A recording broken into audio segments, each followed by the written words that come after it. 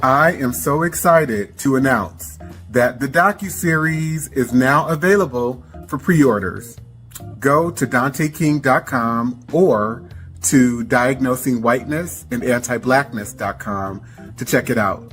Go and subscribe. Get your popcorn ready for December 7th. You can also join the launch party, which will be held live through Zoom. See you there.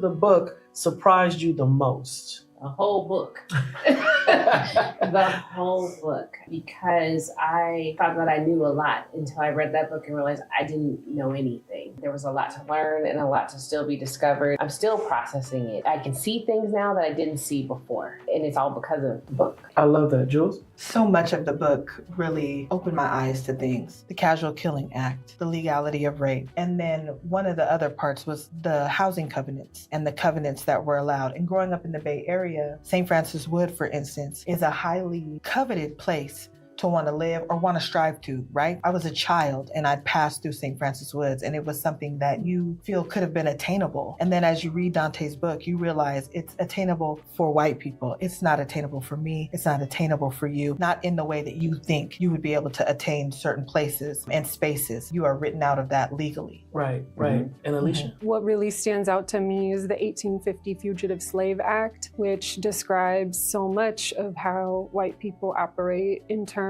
of that act deputizing all white Americans to serve as white racial police against African Americans, whether they're freed or enslaved, and getting incentivized by bounties, by slave auctions to surveil and police and criminalize Black people, and how that persists today, the obsession with it. We're free. We're not on plantations. We're not indentured servants. Well, that's We're unfortunate. not slaves. Yeah, I know. Yeah. That's such an unfortunate mindset. Again, it's rooted in low standards too, because your starting point, as it pertains to Black people and freedom, is one where people are bound, shackled in chains, being subjected to rape and pedophilia, and stuck on agricultural plantations. And so we don't necessarily consider, for example, the public health institution or, my job at Google or my job as an attorney at this law firm. We don't consider these corporation plantations where white people have benefited for centuries, and yet we still are subjects of servitude in a system that's based on feudalism. So therefore we have developed false impressions, I guess I would say, and low standards and low expectations around how we define and deal with freedom.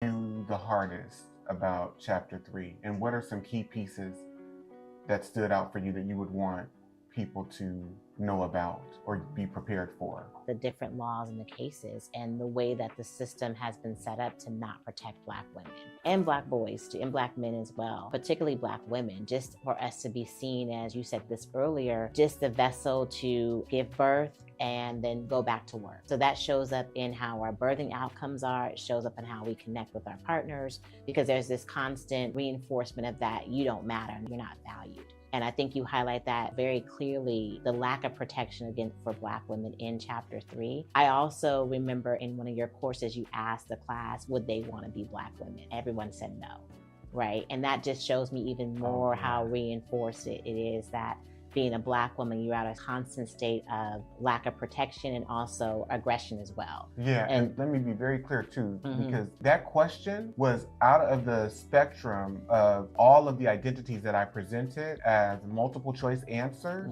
Who would you not want to be? Yeah. And 100% of the people said, I would not want to have been a Black woman. Right. I would not want to be right. a Black woman. Right. I am so excited to announce that the Docuseries is now available for pre-orders. Go to DanteKing.com or to Diagnosing Whiteness and Anti-Blackness.com to check it out. Go and subscribe. Get your popcorn ready for December 7th. You can also join the launch party, which will be held live through Zoom. See you there.